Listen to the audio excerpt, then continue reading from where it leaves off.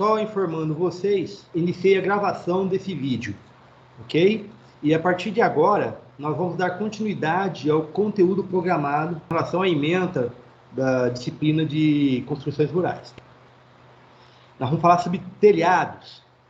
E aqui eu tento dar um pouco de ênfase, principalmente nas características das informações do trabalho que vocês terão que me entregar. Ok? Eu espero que já estejam terminando o mesmo. Vamos lá, vamos falar de telhado, falar das suas características, das informações extremamente importantes que nós precisamos elencar aqui. Pessoal, você já deve ter ouvido falar sobre telhado de uma água, telhado de 2 águas, telhado de 3 águas e o mais comum de 4 águas.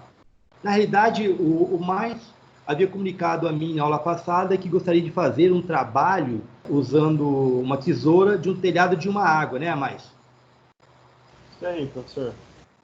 É muito comum a tesoura, ela está apta para telhado de 2 águas, para telhado de 3 águas, de 4 águas, ok? O mais comum que nós podemos ver são a de 4 águas e de 2 águas, principalmente no campo. Lembrando que, uma vez que você define as dimensões onde vai correr a água em direções opostas. E nós temos que entender também que existe uma necessidade de ampliar o grau de inclinação do telhado, mais largo para o telhado, maior necessidade de uma declividade. Para quê? Para que você melhore o encaixe das telhas e principalmente melhore o fluxo contínuo do escorrimento de água na superfície das mesmas.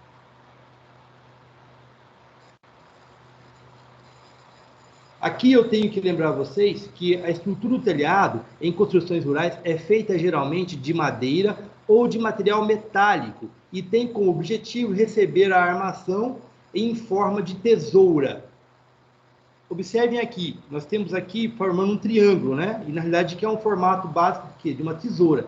Aqui eu tenho uma área baseada no centro do telhado que vai dar uma área especificamente de 6 metros de comprimento.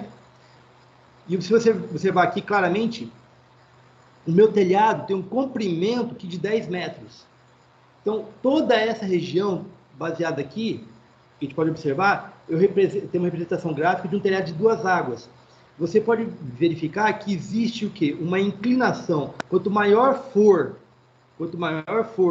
essa área aqui só tem 6 metros, maior é a necessidade de fazer o quê?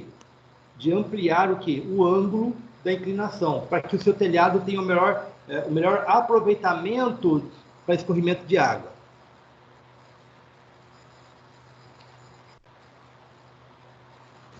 Professor. Pode falar. Eu sei que o senhor pode voltar ao episódio para mim. Episódio, por favor. Momento. Este? Exatamente, obrigado. Pode falar. Estou vendo que tanto se você colocar muito alto a sua declividade, como também muito baixa, você vai ter uma perca aí, né? Ou por qualidade, ou por peso, ou por você gastar muito material, né? Seria exatamente. Alta, e está colocando também a questão da fixação da telha, que a declividade alta aqui vai conseguir fixar o formato talvez de telha que você esteja utilizando. Mas a minha dúvida é, com essas duas vertentes, tem alguma declividade meio padrão aí que a gente pode estar utilizando, ou tem todas elas têm que ser calculadas?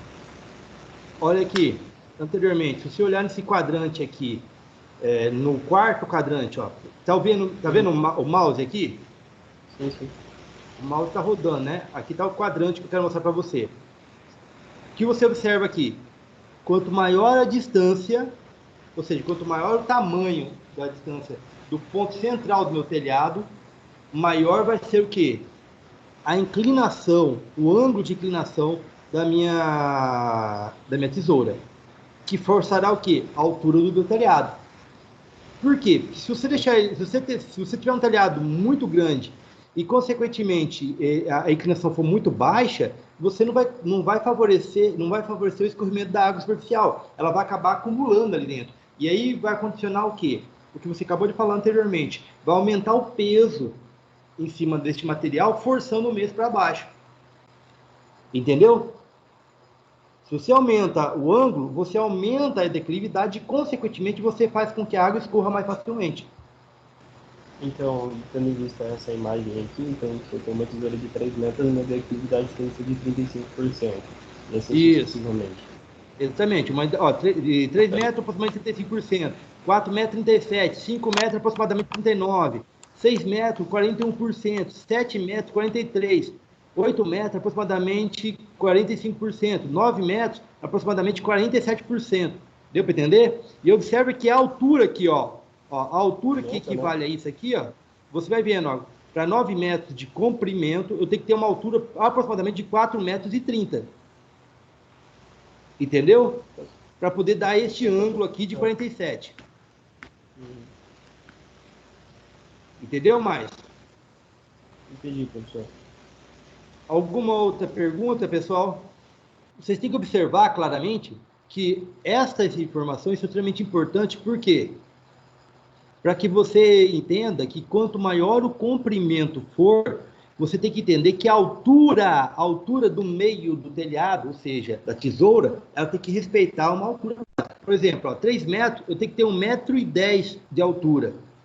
Para 4 metros, eu tenho que ter 1,50 m. Para 5 metros, eu tenho que ter uma altura de 2 metros. Para 6 metros, eu tenho que ter uma altura de 2,5 m. Para 7 metros, uma altura de 3 metros. Para 8 metros, eu tenho que ter uma altura de 3,60 m. Para 9 metros, eu tenho que ter uma altura de 4,30 m. Por que isso? Para que você obtenha a porcentagem específica da declividade. Se você usar mais ou menos esse parâmetro, você tem ali um padrão para poder chegar o mais próximo possível da declividade mais aceitável para esse comprimento. Continuando aqui. Então, ou seja, nós temos aqui uma apresentação de uma tesoura, né, da estrutura do telhado, perdão. Os componentes da estrutura do telhado são, primeiro, a tesoura, principal elemento estrutural do telhado, é chamado dessa forma em função do seu formato regular. Os tipos de tesoura, né? Nós temos tesoura simples, tesoura com lanternim, tesoura com lanternim cruzado, tesoura sem linha, tesoura com tirame e escoras, tesoura asmas, tesoura simples. Olha a quantidade de tipos de tesoura. E temos outros tipos ainda que podemos melhorar a apresentação. O telhado mais utilizado nas construções para animais são os de duas águas. Esse tipo de telhado é composto por duas superfícies planas com declividades iguais ou distintas, unidas por uma linha central, denominada cumieira, ou distanciadas por uma elevação, tipo americano para auxiliar na ventilação. Os fechamentos da frente e dos fundos são feitos por oitões. As vantagens do telhado de duas águas estão para facilitar o escoamento de água da chuva e construção por auxiliar na ventilação. Aqui eu vou lhes apresentar algumas características ligadas à tesoura. Primeiro, a ripa. Ripas são as peças posicionadas na longitudinal do telhado, com as terças, mas têm espaçamento menor e dão apoio às telhas cerâmicas. As ripas também são responsáveis por transferir as solicitações das telhas para os caibros. Então você observa que a ripa, elas vão colocar todo o suporte lateralmente em cima dos caibros e sobre ela vão ser colocadas o quê? As telhas. Os caibros são as peças localizadas na transversal no telhado e recebem as solicitações das ripas, transmitindo-as para as terças. A cumieira, o número 3, são as peças localizadas na parte superior do telhado, onde fica a divisão das águas do telhado. As telhas que são fixadas na cumieira são conhecidas como solete. O número 4, as terças, são as peças posicionadas na longitudinal do telhado, a fim de unir a tesoura do telhado e também são responsáveis por receber as solicitações do caibo e distribuí-las para a tesoura. O quinto, contraflechal ou diagonal. É a viga de madeira assentada na extremidade da tesoura. O sexto, o flechal, é a viga de madeira no topo da parede com a função de distribuir as cargas concentradas e provenientes da tesoura. Sétimo, chanfros ou calço. Essa peça é responsável pelo lavramento das terças diagonais. Já a oitava, a empena, também conhecida como ou perna, são as partes inclinadas da tesoura. Nono, linhas.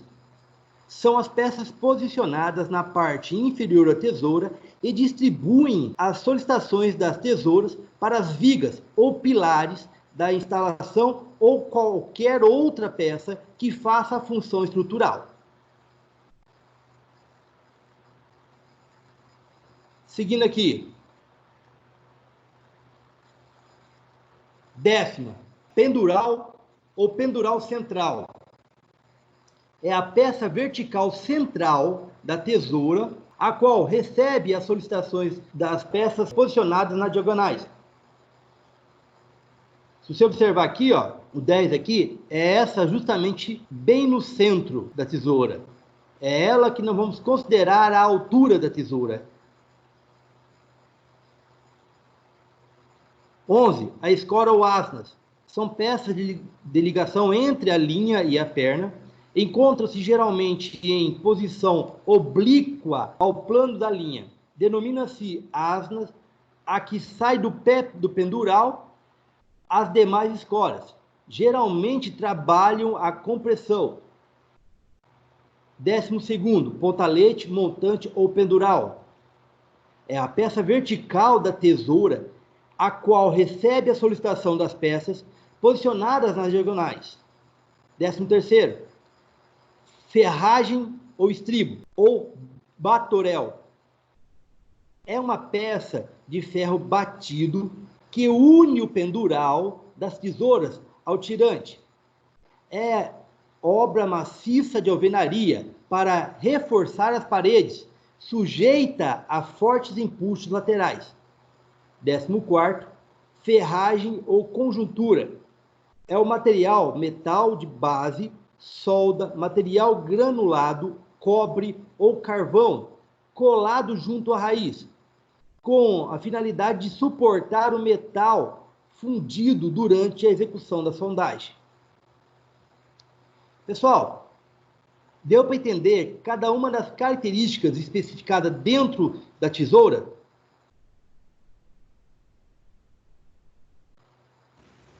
Não, professor, deu para entender, mas deu. Pessoal, Professor, o pendural ali, ele não... O 10 pendural, aqui, ó. o pendural pendural, central. ele não chega de encostar no tirante, não, né? Não. Ele, pessoal, você tem que observar que ele deixa ali uma pequena folga para que haja uma flexibilidade no processo. Se você lhe encostar, o que vai acontecer? Ele vai receber toda a carga e a carga vai forçar ainda mais o tirante, entendeu? Então, o que você faz? Você deixa um leve espaçamento, um pequeno espaçamento ali, para que ele possa servir como espaçamento de flexibilização. Entendeu? Sim. Alguma outra pergunta?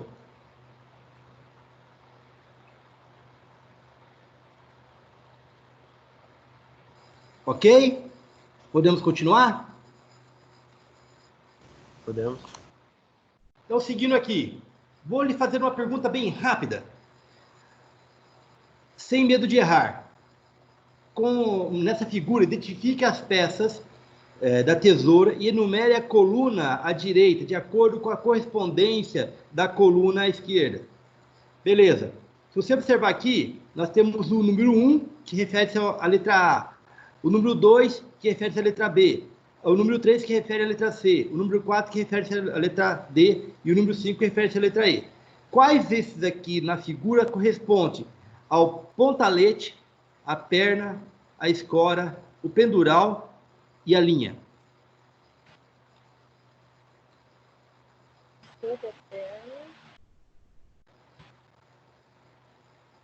A pendural é o 4, né?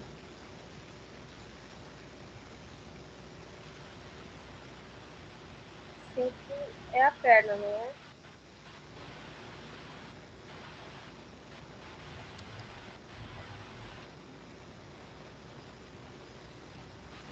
O 5 é a espora.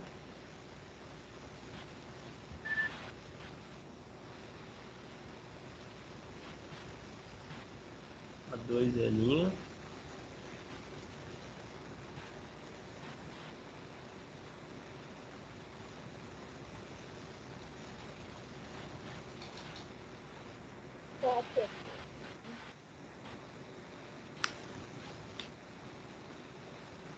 Podemos? Gente, 1 é a perna.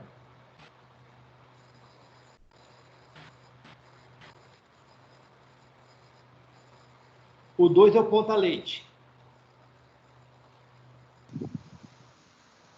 O 3 é a escora. O 4 é a linha. E o 5 é o pendural.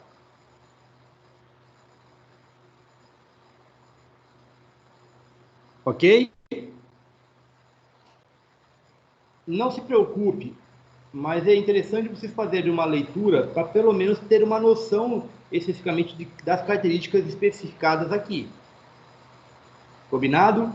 Este material tem disponível para vocês lá no livro didático do disponibilizado para vocês no AVA, e eu vou aproveitar para encaminhar mais alguns materiais para vocês da área de construção rural, ok? São materiais disponíveis gratuitamente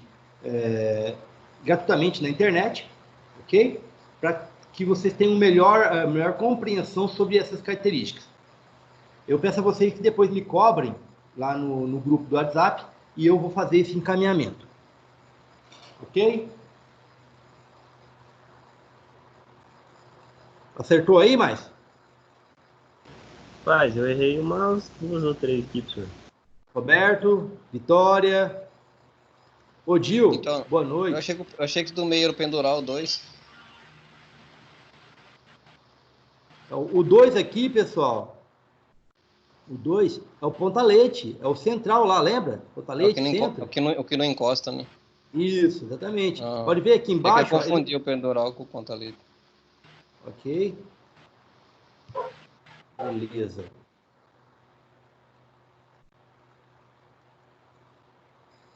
Agora vamos falar um pouquinho sobre os componentes da estrutura do telhado.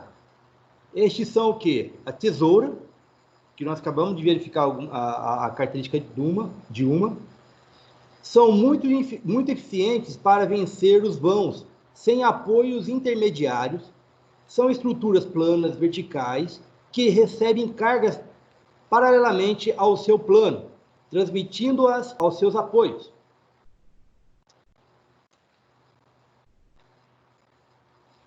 Nós temos também o rincão. Essa nomenclatura se deve quando duas águas do telhado se encontram em uma parte baixa e as águas formam um ângulo de 90 graus uma com a outra. Nós temos também o beiral, que é a parte do telhado que se projeta além das paredes externas da edificação e é utilizada para proteger as calçadas e as paredes da radiação solar e das intempéries. Geralmente nela é fixada a calha para direcionar a água da chuva ao encanamento pluvial. Nós temos também a testeira. É o acabamento do telhado, geralmente feito de madeira, com 0,15 metros de largura.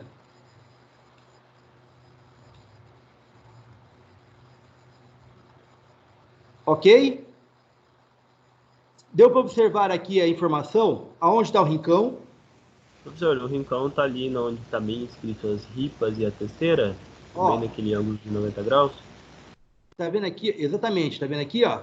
Se você olhar bem aqui no telhado aí em cima aqui, ó, você tá vendo aqui, ó, o termo água furtada bem lá em cima,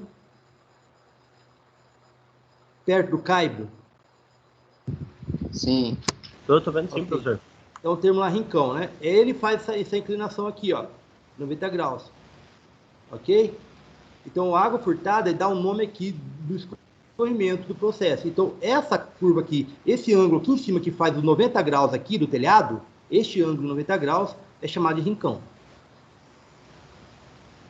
Ok? Na parte superior do telhado, na cumeada. Exatamente. A parte que desce paralelamente aqui é chamada de água furtada. Então, consequentemente, eu só tenho um rincão quando eu tenho uma casa em L. Exatamente. Parabéns. Beleza. Demorou. Alguma outra pergunta, pessoal?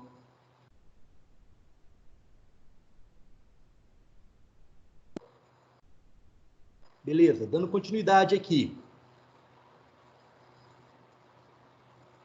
Então aqui eu tenho uma gama de informações gráficas para vocês, para poder ajudar. Então lá, olha que bacana.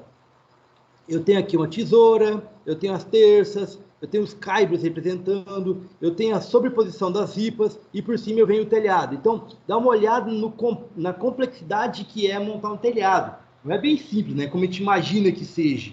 E principalmente conforme o tipo de telhado. Uma vez que eu defino o tipo de telhado, ele pode ficar muito mais complexo ainda para poder ser formado. Então, se eu tenho um telhado simples, só de duas águas, o nível de complexidade acaba sendo menor e, consequentemente, facilita a construção rural.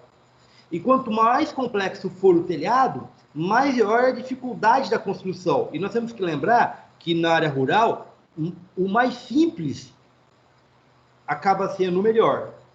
Ok? Mesmo porque nós precisamos entender que há uma necessidade de manutenção do telhado posteriormente. Aqui eu tenho para vocês uma representação gráfica dos encaixes para formar o telhado. Olha a complexidade que nós temos aqui para poder formar o telhado. Então, se vocês observarem, a pessoa que é responsável na execução da construção do telhado, ou seja, o marceneiro, ele tem que ser um cara com uma expertise, né? Ele tem que ter experiência nessa construção, para que cada encaixe seja bem elaborado, bem executado. Por quê? Porque ali ele vai sofrer todo tipo de pressão, especificamente do peso do telhado. Ok? Então, consequentemente, a construção ela é feita, primeiro, construindo o telhado uma parte principal para usar como suporte. Depois, começa a se colocar as peças laterais, ok? E, consequentemente, vai montando uma a uma, para no final você fechar, fazer toda a construção de quem? Da tesoura.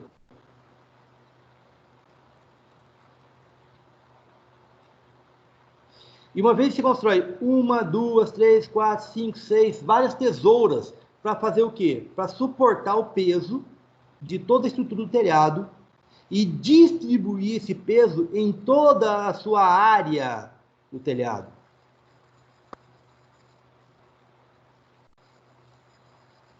Consequentemente, uma vez que a gente fala em telhado, também se fala em quê? Falar em telhas.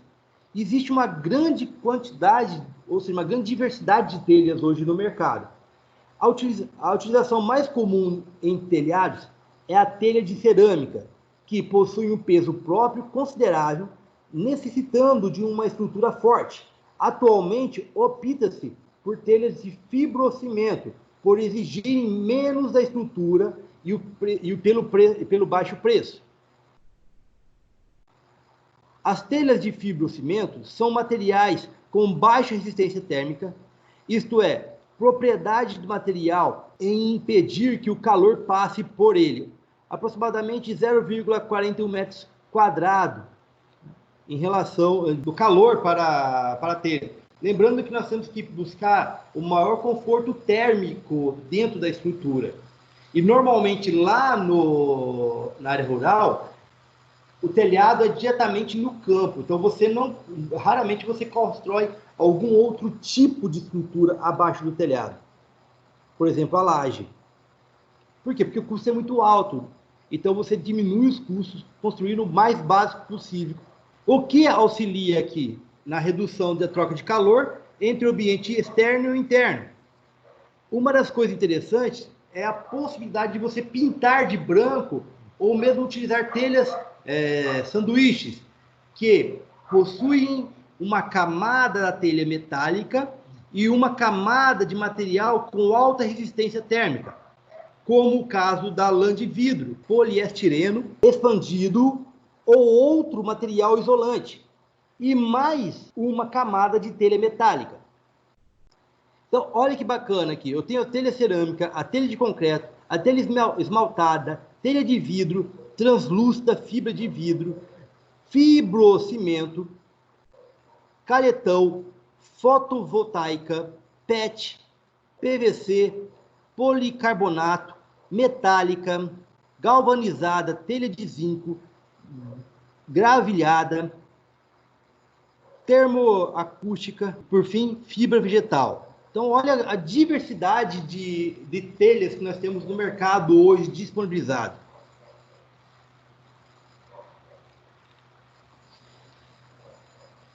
As características específicas das telhas. Se você observar as telhas, normalmente elas apresentam algumas características extremamente importantes para facilitar a montagem do telhado. Por exemplo, essa aqui, nós temos o quê? Nós temos a garra fixadora, que serve para quê? Para travar a telha e a mesma não escorregue em cima do telhado. Nós temos o encaixe lateral para você poder colocar uma telha sobre a outra. A junção de duas telhas na construção de um telhado não oferece um acabamento ideal para a proteção de uma construção.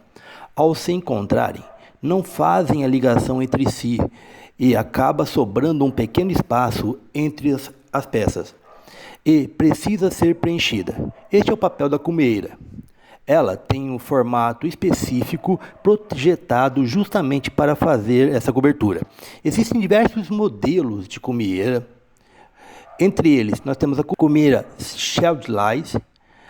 Sheld é o termo em inglês que significa alpendre. No Brasil, é usado para descrever telhados em forma de serra.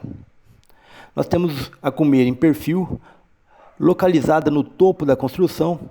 A cumeira em perfil ocupa o espaço entre duas águas. Seu formato é ondulado e encaixado perfeitamente em telhas de mesma especificação. Nós temos a cumeira lisa. A cumeira lisa é aplicada no mesmo local da perfil. Porém, seu formato é adaptado a qualquer tipo de telhado. A cumeira shell dentada pertence à família das obras de estilo shed. Esse tipo de cumeira também é fixado entre a lateral e a parte superior da edificação. A cumeira lisa dentada. A cumeira lisa dentada fica localizada no topo do telhado e, por ser dentada, se encaixa nos espaços inferiores da telha. Materiais de preenchimento. Os materiais de preenchimento são utilizados para proteger os animais contra os ventos fortes, chuva, radiação solar e frio. Assim, as paredes da instalação de animais em confinamento são fechadas para o acondicionamento térmico, a fim de oferecer uma boa ambiência e, por consequência, um desempenho produtivo superior.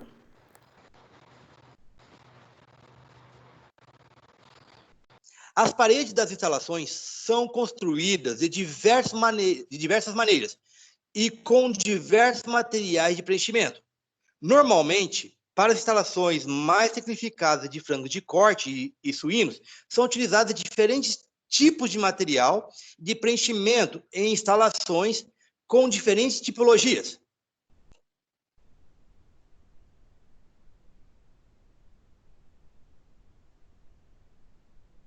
Primeira tipologia. Utiliza-se material de alvenaria, ou seja, tijolo e cimento, nas paredes da frente e do fundo.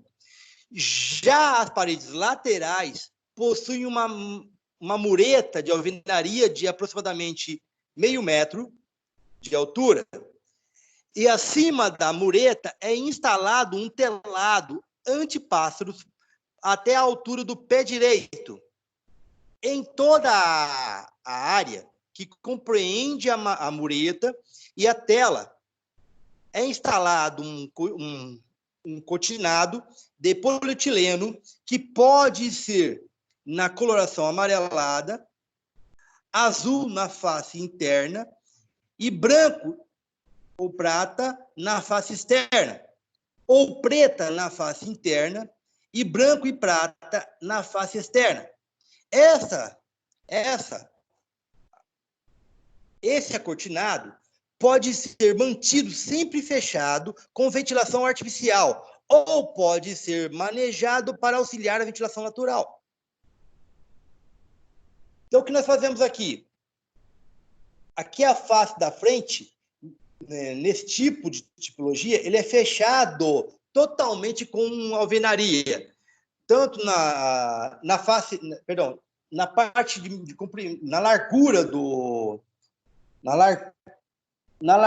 do aviário, aqui na frente, ele é fechado totalmente fechado com alvenaria, tanto na parte da frente como na parte de trás.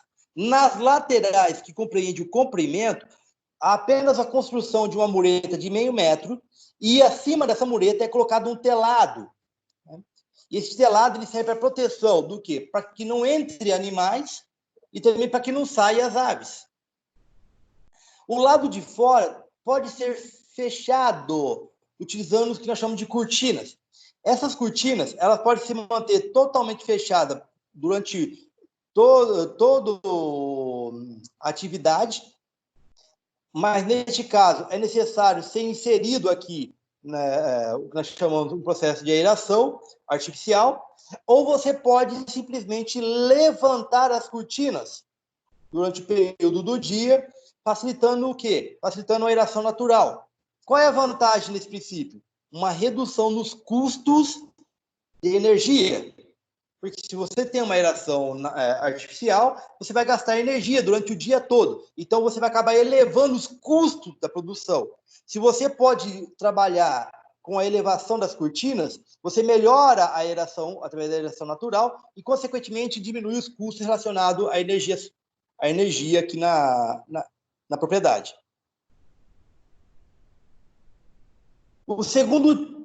A segunda tipologia utiliza esse material de alvenaria, tijolo e cimento nas paredes da frente e do fundo.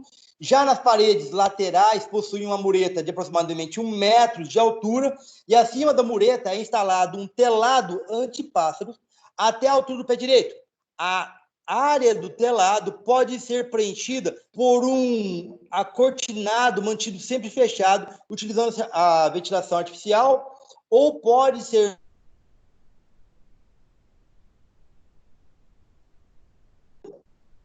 os raios solares adentrem a instalação. Já a tipologia 3 utiliza-se material de alvenaria de tijolo e cimento nas paredes da frente, do fundo e das laterais. O sistema de ventilação, no caso, deve ser apenas do tipo artificial, por não permitir aberturas laterais nas instalações.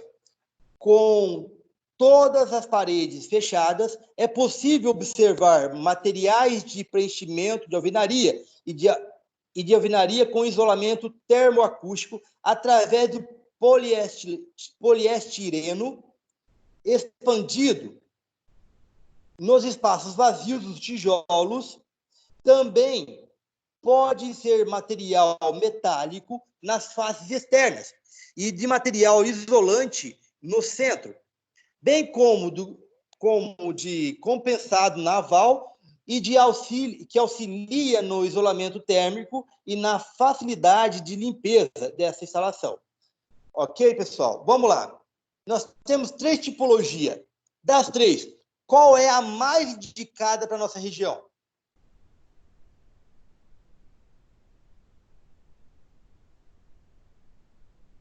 Vamos lá? Com a tela aberta lateral? Exatamente, a primeira tipologia, aquela cuja altura é apenas meio metro de altura, e você tem as telas laterais, né? E você usa um cortinado. Por que é interessante ela? Porque nós temos uma região onde nosso clima ele é muito quente, consequentemente nos obriga a elevar as cortinas, mantendo assim esse ambiente aerado naturalmente durante o dia, ok? Já a terceira tipologia, ela é muito usual, principalmente na região do sul, nas regiões que são mais frias. Consequentemente, você não pode deixar abertas as laterais devido às condições claras da temperatura que são muito baixas e, consequentemente, você vai acabar matando as aves de frio. E, neste caso, são necessários os aeradores para retirada do quê? Dos gases tóxicos produzidos pelas próprias aves, principalmente da produção de amônia. Ok?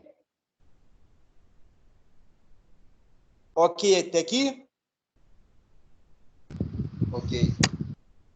Pessoal, alguma pergunta? Eu não, por enquanto não.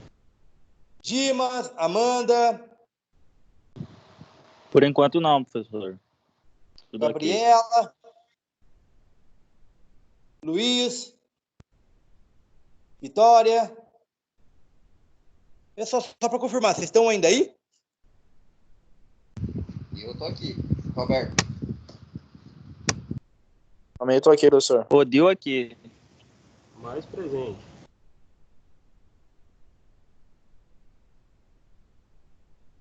A galera sumiu. Ok, pessoal. Continuando aqui, utilizando aqui até mesmo uma figura que está diretamente no livro de vocês, né, que fala sobre diferentes materiais de preenchimento das instalações rurais, com cortina, o A, o B, parede de alvenaria, o B, e o C, paredes de material metálico. Ok? Então, você tem diferentes tipologias a serem utilizadas. Uma vez que você fechar os 4 lados, é necessário que você instale o quê? Aeradores artificiais, para aumentar a ventilação lá dentro e melhorar o conforto térmico das aves. Ok? Isolante térmico. Vamos lá. O isolante térmico é utilizado... Eu entendo, hein? Drywall é comigo. Repete? Alô? Isso Mais? aí eu entendo. Drywall é comigo, viu? Ok. Se você puder, quando nós voltarmos à aula, levar para a gente pelo menos uma amostra para nós, é possível?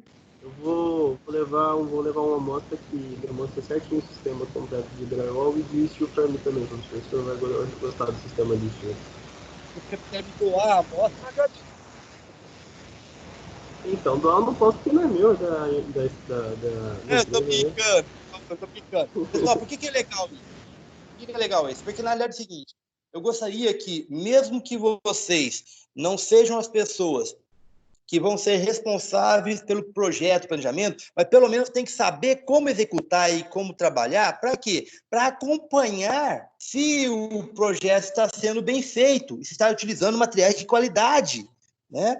Caso contrário, depois vocês vão sentir na pele todos os erros cometidos durante o projeto e a construção. A música tá legal aí, Odil. Desculpa aí, professor, é que caiu a internet aqui também. Ok, beleza. Continuando aqui. O isolante térmico é utilizado nas instalações rurais como um meio eficiente e econômico de melhorar as condições ambientais das edificações em geral. São materiais porosos cuja elevada resistência térmica se baseia na baixa condutividade térmica do ar contido em seus vazios, resultando assim em uma inércia térmica. Então, se você observar aqui no canto superior esquerdo, eu tenho uma representação gráfica desse tipo de material. Aqui eu tenho um isolante térmico, né, que é esse material mais sanfonado aqui, que permite a sanfona, esses vazios que vão acumular ali o ar. Nós temos um painel lateral, tratamento de junta com fita e massa de rejunte. Nós temos um montante, que é o encaixe aqui dentro para poder suportar as paredes. Nós temos furo de tubulação para melhorar o quê? Melhorar o fluxo contínuo de ar dentro dessa parede. Nós temos a guia para que você consiga instalar as paredes de forma adequada. Ok?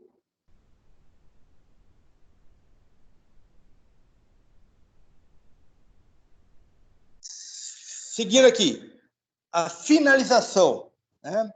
O que é a finalização? Na finalização das instalações rurais, é preciso atentar aos materiais com os quais os animais terão contato direto no interior do galpão. Os animais não podem se machucar e nem se lesionar. As paredes não devem fazer cantos e o chão deve ser liso. Deve-se pensar na facilitação do manejo. Ok? Então, quando for pensar na finalização, você tem que pensar em tudo o que poderia ocasionar de errado dentro de uma instalação e tentar, do máximo possível, evitar. Lembrando que o comportamento dos animais é similar de uma criança. Então, se você fosse construir um quarto para uma criança, para evitar qualquer tipo de acidente, como você construiria? Você evitaria o máximo possível cantos, para que a mesma não se machucasse. O chão o mais liso possível, né? Para que o mesmo não fique tropeçando, para evitar qualquer tipo de acidente e qualquer tipo de lesão. Lembrando que cada lesão no animal é uma porta de entrada de um patógeno e, consequentemente, vai causar danos, percas na população de animal. Aqui, especificamente, eu tenho a aplicação de um revestimento, né? E eu quero que vocês observem claramente o revestimento de um galpão para aves. A aplicação do revestimento auxilia também contra a penetração de umidade, evitando-se a formação de bolor e na regularização da superfície das paredes para auxiliar a limpeza. Lembrando que toda vez que você trabalhar, nós temos que lembrar que tem um ciclo de animais que estarão dentro desse galpão. E após você retirar esses animais, você será obrigado a fazer uma limpeza, uma higienização. E essa higienização tem que ser facilitada. Consequentemente, para que você melhore e acondicione melhor o próximo lote de animais. Ok? Então, quanto mais liso, principalmente se o mesmo for de cimento, ele melhora. Por quê? Porque você vai evitar que a umidade do solo, de baixo para cima, atinja a população de animal. E, consequentemente, melhore a condição ambiental interna desse galpão.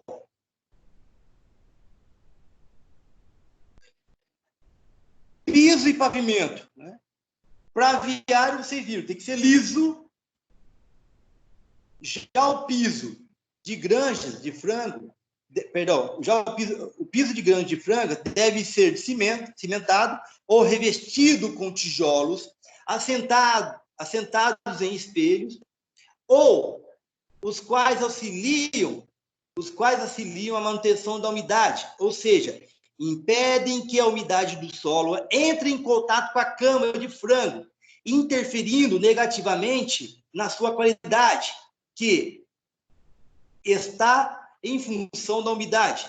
Muito seco pode causar doenças respiratórias nas aves e muito úmido impede que ela faça a sua função de absorver a umidade das excretas e do pH.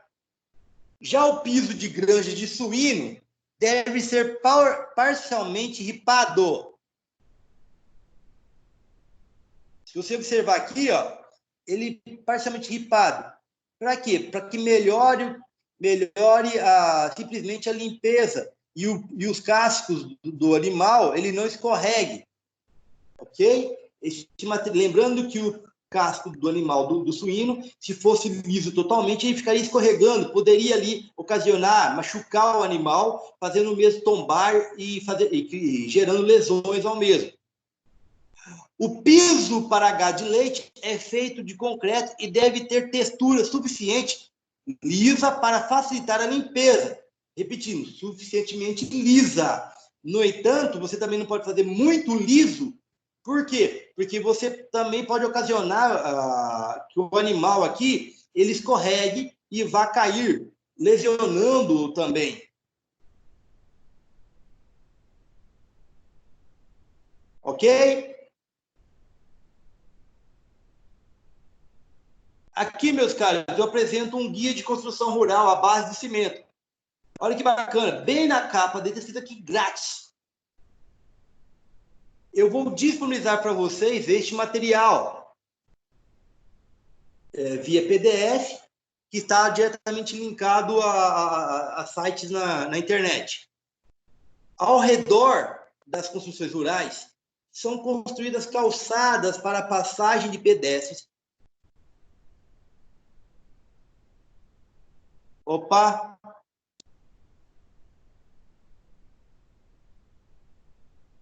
Quem foi que mexeu aí? Eu não mexi em nada não, professor. Alguém mexeu, assumiu o controle aqui. Eu também não. Também não mexi em nada, não.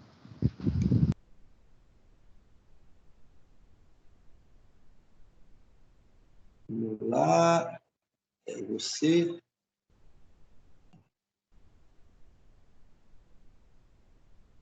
Não, não é você que eu quero. Um momento.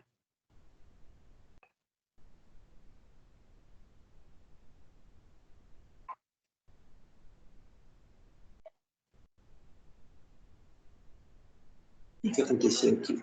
Vamos procurar. Vou carregar de novo.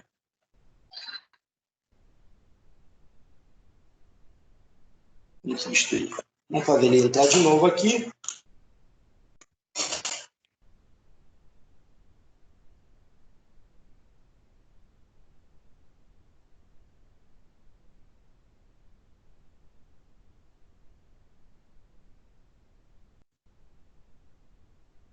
Ficou até o momento em cima do conteúdo.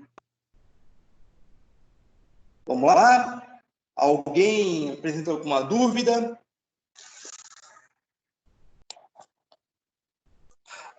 Amanda?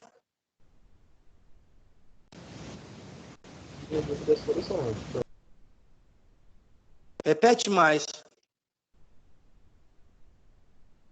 Eu disse que as minhas dúvidas foram sanadas. Tranquilo. Gabriela?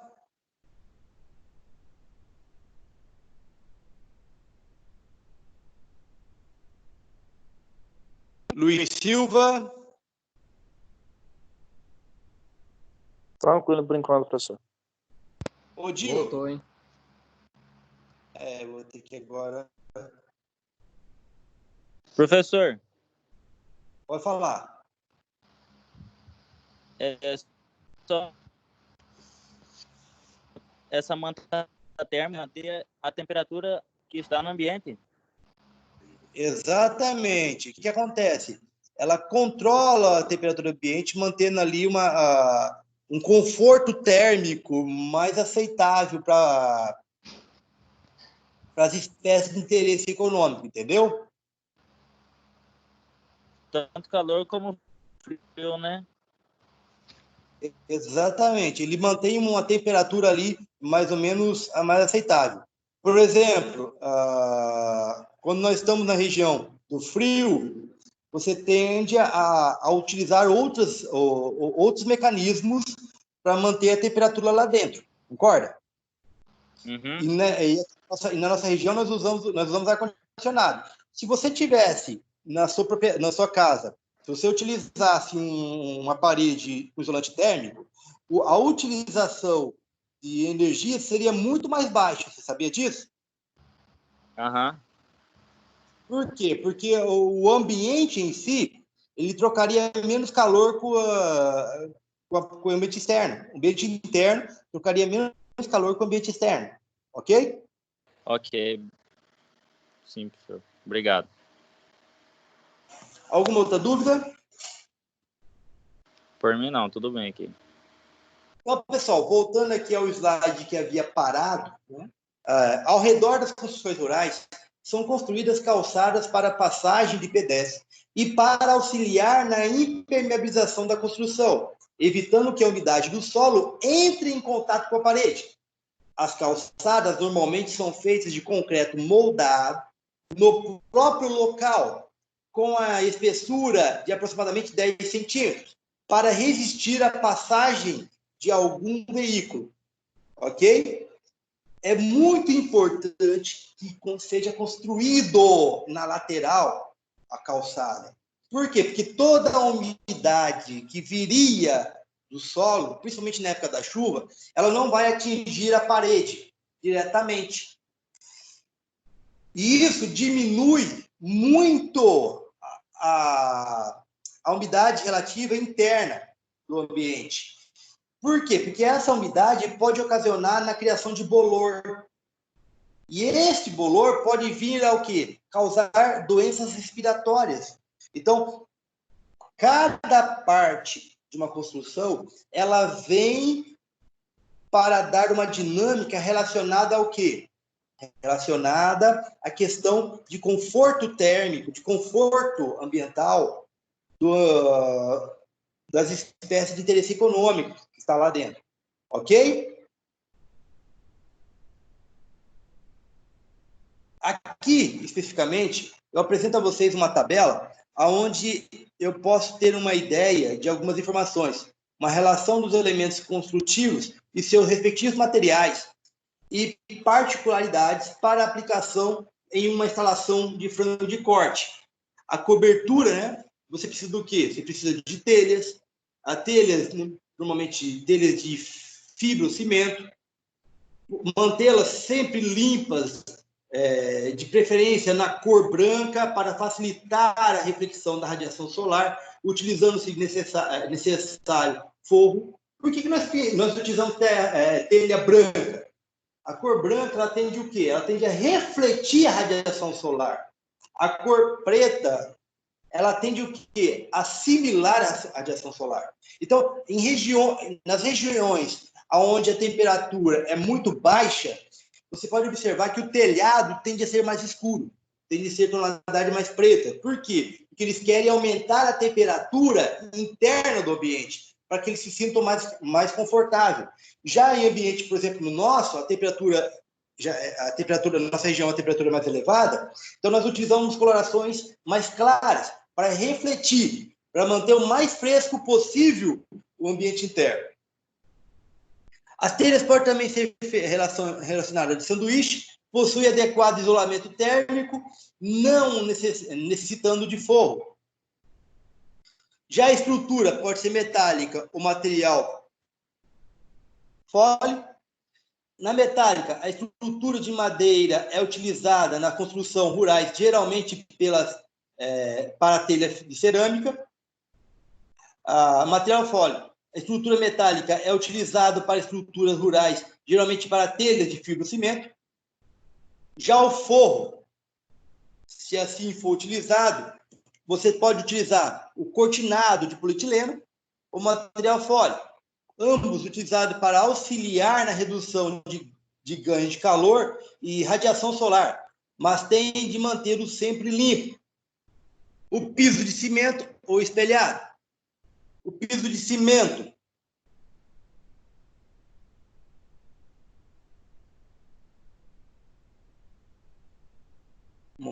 favor.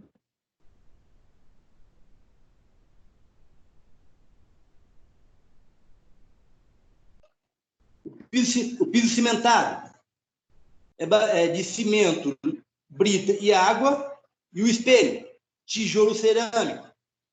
Ambos auxiliam na vedação e limpeza e impermeabilização do local. Ok?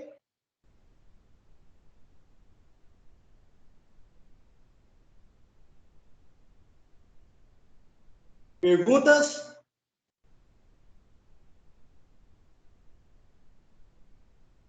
Doutor. Então, meus caros, já que foram apresentado a vocês este conteúdo, eu gostaria de relembrar a vocês que o sucesso é a meta e o esforço é sempre o caminho. Pensando nisso, sem medo de errar, eu gostaria que vocês respondessem essa questão.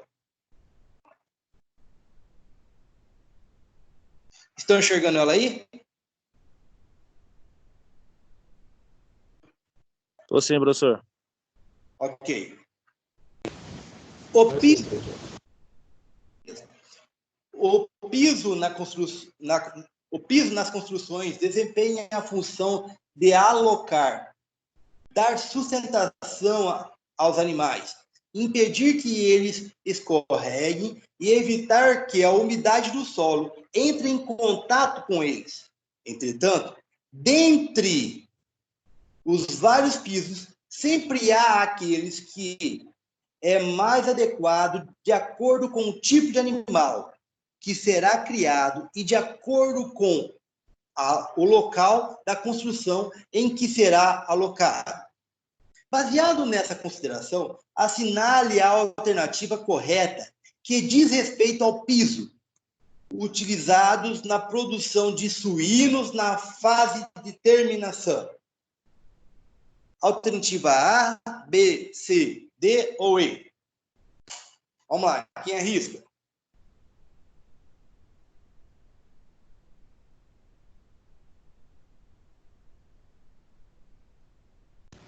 Professor, de acordo com o último slide que o senhor passou, eu acho que é ali, a opção E.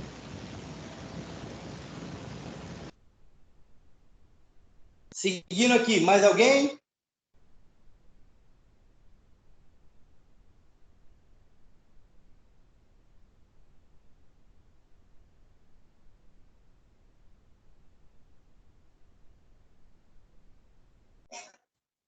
Dimas?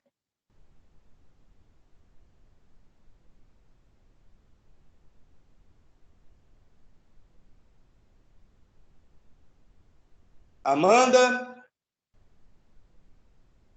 Luiz Silva, Odil, Roberto, Só um momento, professor. Vitória.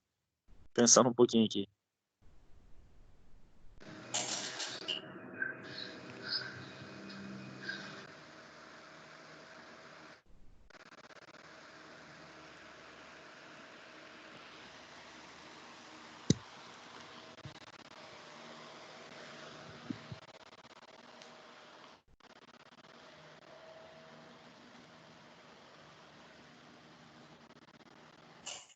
Vamos lá.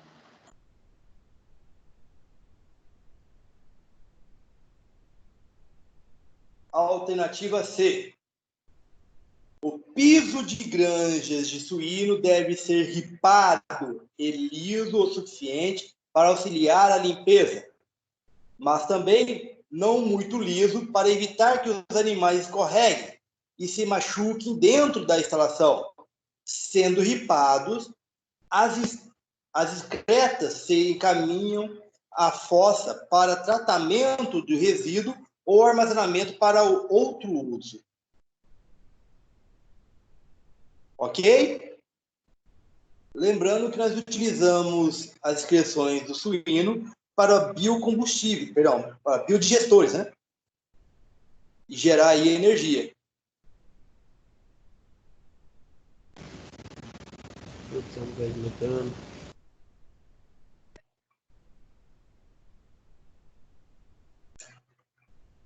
Segunda questão.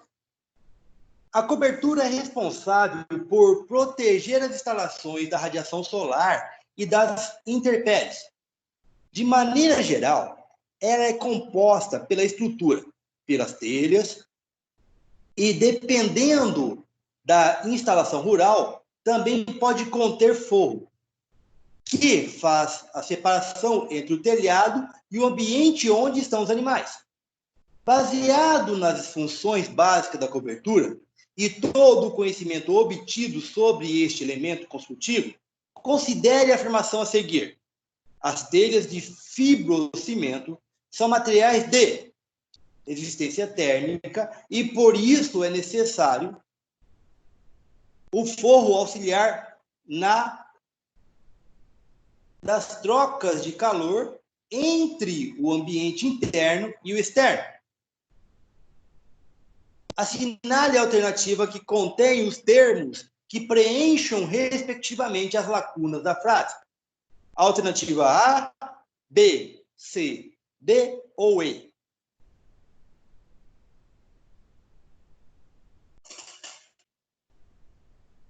Estou aguardando.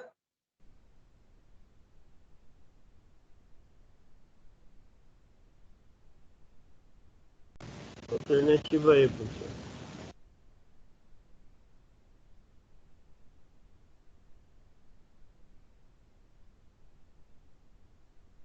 Mais alguém? Só um segundo aí, professor. Vamos lá?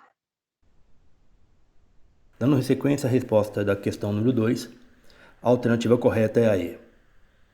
O trabalho conjunto do forro e das telhas auxilia na redução das trocas térmicas entre o ambiente interno e o externo. Assim, a radiação solar, que traz incremento térmico ao ambiente interno da instalação, é impedido através do forro, que deve ter propriedades de resistência térmica adequada.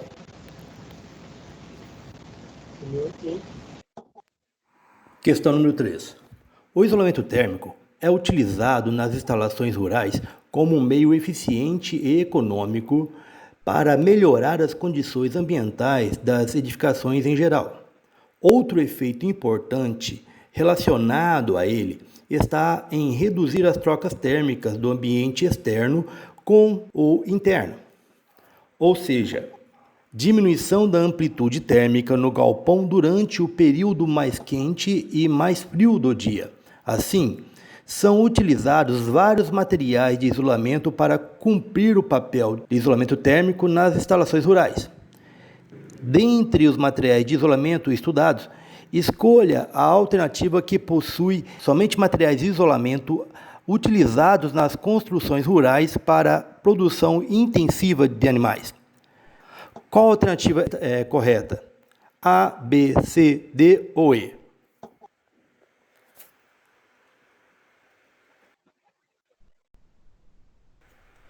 Bem, considerando a resposta correta da questão número 3, é a alternativa A. Os materiais isolantes podem ser definidos como materiais porosos cuja elevada resistência térmica se baseia na baixa condutividade térmica do ar contido em seus vazios, resultando assim em uma inércia térmica.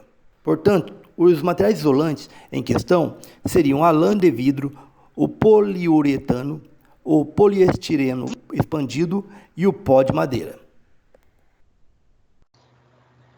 Pessoal, dentro do material apresentado até agora, vocês têm alguma dúvida? Eu não tenho nenhuma dúvida, mas eu quero acrescentar um pouco aí nessa alternativa A aí. Desses materiais que foram colocados, isso também é outro que se chama lã de rocha. É um material que tem um desempenho acústico térmico excelente para as construções. Ok.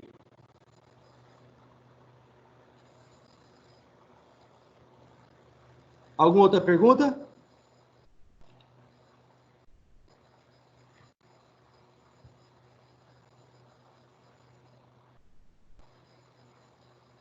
Então, pessoal, vamos finalizar esse conteúdo novamente solicitando a vocês que façam as atividades que estão lá no portal